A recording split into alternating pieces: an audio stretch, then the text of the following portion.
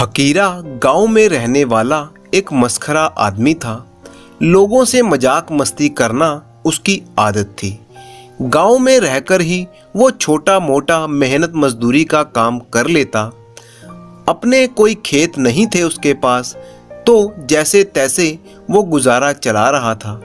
एक बार उसे किसी ने सलाह दी कि तुम पास के ही नगर में जाओ, सुना है वहाँ मजदूरी का बहुत काम मिल जाता है और कमाई भी अच्छी होती है। हकीरा पहली बार गांव से निकलकर शहर की तरफ चल दिया। शहर पहुंचकर हकीरा काम की तलाश में जुट गया। वो इधर उधर भटकता रहा। कई जगहों पर उसने काम के लिए बात की, लेकिन बात बनी नहीं। थक हार कर वो चला जा रहा था कि तभी सड़क के किनारे एक पेड़ के नीचे बैठे पंडित जी पर उसकी नज़र पड़ी। वो पंडित जी भविष्य बता रहे थे।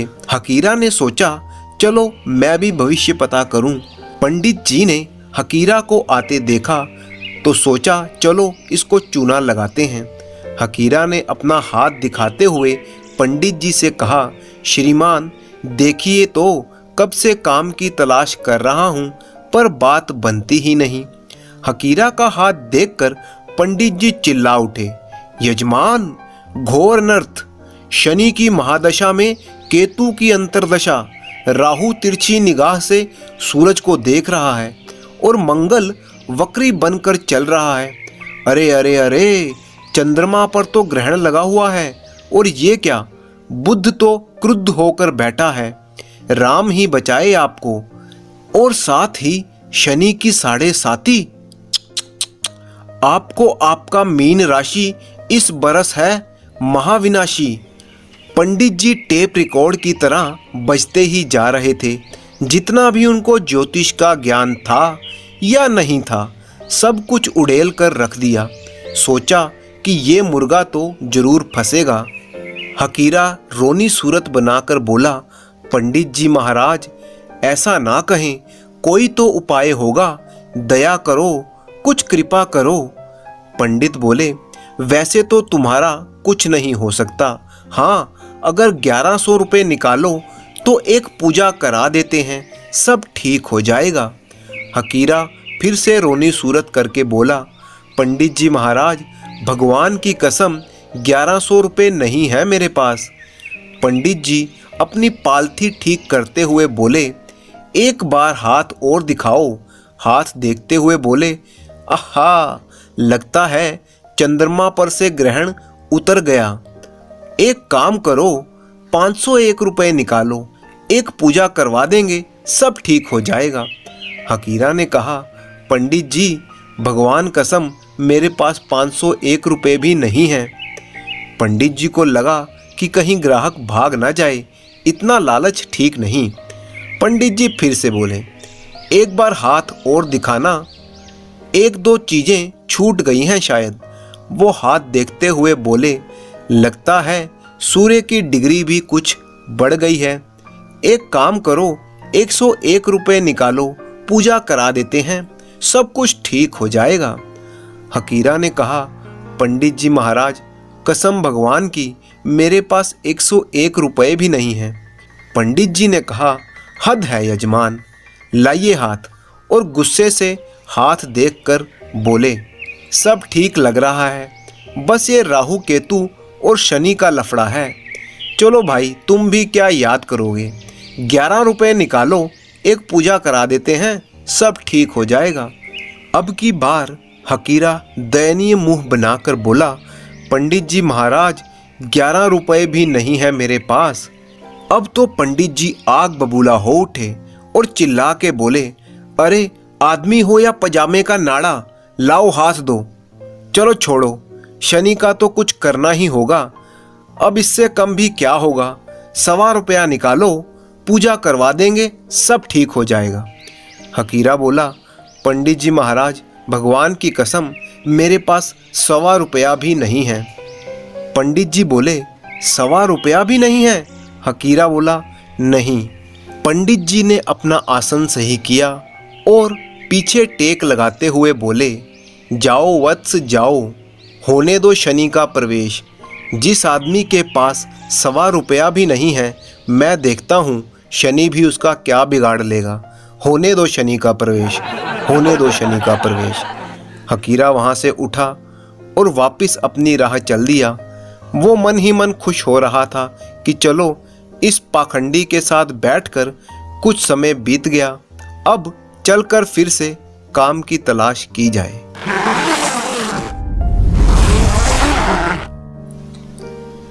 ये कहानी है उस समय की जब ना मोबाइल हुआ करते थे ना टेलीफोन। गांव देहात में तो शायद ही किसी के घर टेलीविज़न होता था। हर छोटे काम के लिए शहर की दौड़ लगानी पड़ती थी। विज्ञान की तरक्की सिर्फ शहरों तक ही सीमित थी। यहाँ तक कि गांव में बिजली की भी व्यवस्था नहीं थी। ऐसे समय में एक गांव था माधोपुर। माधोपुर में कोई पाठशाला नहीं थी तो फिर कॉलेज की तो बात ही रहने दे।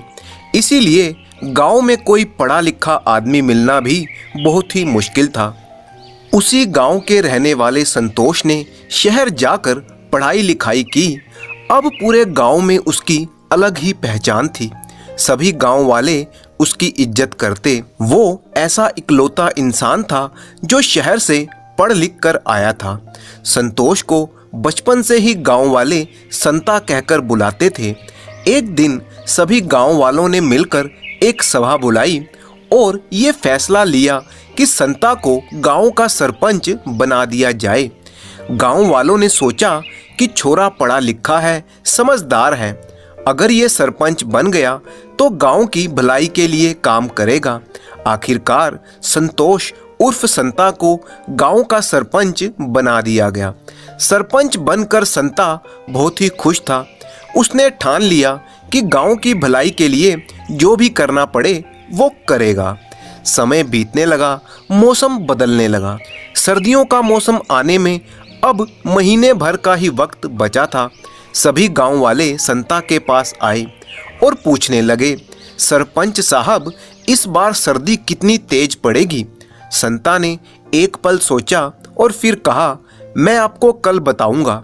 संता तुरंत शहर की ओर निकल गया। वहां जाकर मौसम विभाग में पता किया तो मौसम विभाग के अफसर ने बताया, सरपंच साहब, इस बार बहुत तेज सर्दी पड़ने वाली है। संता ने दूसरे दिन गांव पहुंचकर ऐसा ही बोल दिया। अब गांव वालों को विश्वास था कि सरपंच साहब पढ़े लिखे हैं, शहर से भी पता करके आए हैं तो सही कह रहे होंगे। गांव वालों की नज़रों में संता की इज्जत और भी बढ़ गई। तेज सर्दी की बात सुनकर गांव वालों ने सर्दी से बचने के लिए आग जलाने की लकड़ियां इकट्ठी करना शुरू कर दिया। महीने भर बाद जब सर्दी का कोई नामो निशान नहीं दिखा तो गांव वालों ने संता से फिर से पूछा कि सर्दी कैसी पड़ेगी। संता ने उन्हें फिर से दूसरे दिन पर टाल दिया और शहर के मौसम विभाग पहुंचा। मौसम विभाग वाले बोले, सरपंच साहब, आप चिंता न करें, इस बार सर्दियों के सारे रिकॉर्ड टूट जाएंगे। संता ने गांव पहुंचकर यही बात कह दी। संता की बात सुनकर सारे गांव वाले पागलों की तरह लकड़ियां इकट्ठी करने में लग गए। इसी तरह 15 दिन बीत गए, परंतु सर्दी का कहीं नामो निशान नहीं दिखा। गांव वाले संता के पास आए कि सरपंच साहब, आपने कहा था कि सर्दी जमकर पड़ेगी, लेकिन ऐसा नहीं हुआ। संता फिर से मौसम विभाग की तरफ भागा।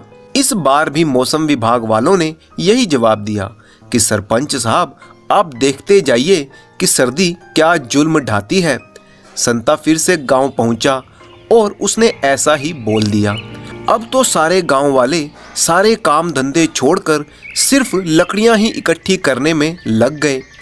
इस तरह 15 दिन और बीत गए, लेकिन सर्दियां शुरू नहीं हुई। अब तो गांव वाले संता को कोसने लगे, उसे बुरा भला कहने लगे। संता ने उनसे एक दिन का वक्त मांगा। संता तुरंत मौसम विभाग पहुंचा। उन्होंने फिर से वही जवाब दिया, सरपंच साहब, इस बार सर्दियों के सारे रिकॉर्ड टूट जाने वाले हैं। अब तो संता का भी धैर्य जवाब दे गया। संता ने पूछा, आप इतने विश्वास के साथ कैसे कह सकते हैं? मौसम विभाग के अफसर ने कहा, सरपंच साहब, हम पिछले 2 महीने से देख रहे हैं पड़ोस के गांव वाले पागलों की तरह लकड़ियां इकट्ठी कर रहे हैं। इसका मतलब ये साफ है कि सर्दी बहुत ही तेज पड़ने वाली है। संता वहीं चक्कर खाकर गिर गया। कुछ देर बाद वो उठा और मौसम विभाग को कोसता हुआ गांव वापस चला गया। आपका कीमती समय देने के लिए धन्यवाद।